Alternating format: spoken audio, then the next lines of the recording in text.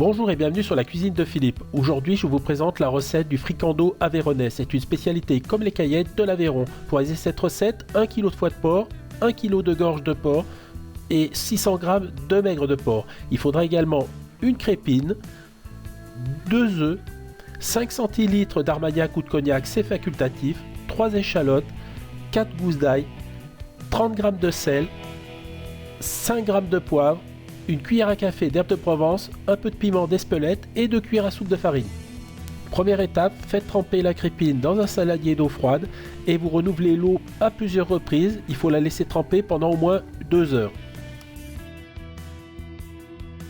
Maintenant, je vais hacher les viandes. Donc j'utilise la grille à gros trous pour la viande et j'utilise la grille fine pour le foie, les échalotes et l'ail. Pour hacher la viande, on alterne entre le maigre et la gorge de façon à avoir une farce le plus homogène possible. Bien sûr, si vous n'avez pas de hachoir, vous le faites faire par votre boucher, il n'y a pas de souci. Maintenant, plein de robots ont la fonction hachoir et c'est super, on peut réaliser plein de recettes.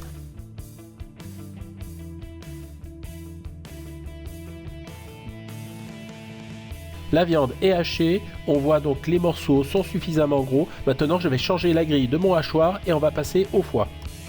Pour le foie, même technique, je mets donc du foie dans le hachoir et ensuite je vais alterner avec l'échalote et l'ail de façon à avoir une farce le plus homogène possible. Le fait d'avoir mis une grille fine va permettre de récupérer d'éventuelles nervures oubliées à la préparation du foie.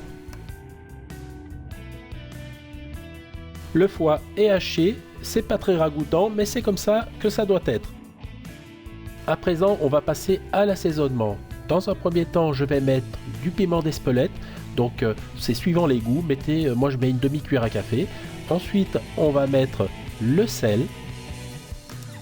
Ensuite, on rajoute le poivre, les herbes de Provence.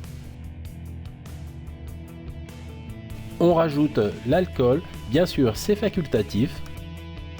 On met les 2 œufs. Ensuite, à l'aide d'une cuillère en bois, on va mélanger cette farce de façon à avoir une préparation qui soit bien lisse. Bien sûr, vous pouvez y aller avec les mains, mais bon, moi je préfère faire ça avec la cuillère en bois.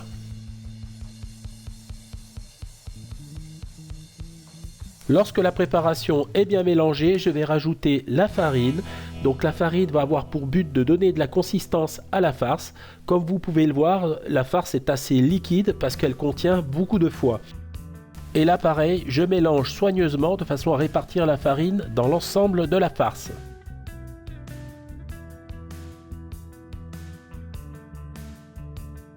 J'ai égoutté et essoré ma crépine sur un linge. Maintenant, je vais l'étaler soigneusement sur mon plan de travail. Alors soyez minutieux parce que c'est fragile, mais bon, vous allez voir, ça s'étale très bien.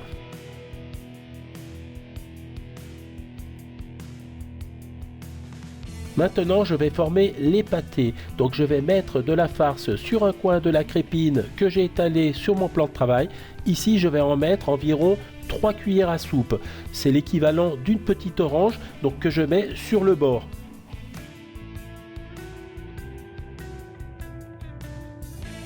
Lorsque la boule est formée, je vais rabattre les bords de la crépine au-dessus de la farce, comme ceci. Donc j'avance un petit peu, hop, et je recouvre. Ensuite, à l'aide d'un couteau bien effilé, je vais couper le bord, comme ceci. Et ensuite, je vais donc reprendre ma boule de farce et l'emprisonner dans la crépine. Voilà, ma boule est formée et je réserve. Je dispose les fricandeaux bien serrés dans un plat gratin et bien sûr, je mets les coutures dessous. Et bien voilà, ça va partir en cuisson pendant 1 heure, four 180 que j'ai préchauffé. Je viens de sortir les fricandeaux du four, regardez comme ils sont beaux, comme ils sont bien dorés. L'astuce au bout d'1 heure de cuisson, c'est de couper le four et de laisser refroidir la porte entrouverte. Je viens de sortir les fricandeaux du frigo, ils y sont restés 3 heures. C'est pas assez, l'idéal c'est de les laisser 24-48 heures. Donc on va quand même procéder à la dégustation. Donc je vais couper une tranche pour vous faire voir l'intérieur. Déjà à la coupe, la farce est bien ferme, on voit ça se tient bien.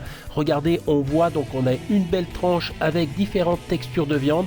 Donc la viande, on la voit, elle est un peu plus grosse, le foie est noyé dans la masse. Regardez comme ça se tient bien. Je peux vous dire, ça sent vraiment super bon, on va se régaler. Donc c'est un pâté idéal pour faire un petit casse-croûte avec une salade ou une entrée, c'est vraiment génial. Voilà, j'ai été super content de vous présenter à nouveau cette recette, j'espère qu'elle vous a plu. Si elle vous a plu, un petit pouce bleu, abonnez-vous à la chaîne, ça me fera toujours plaisir. Sinon, moi je vous dis à très vite pour de nouvelles aventures culinaires sur la cuisine de Philippe. Ciao ciao!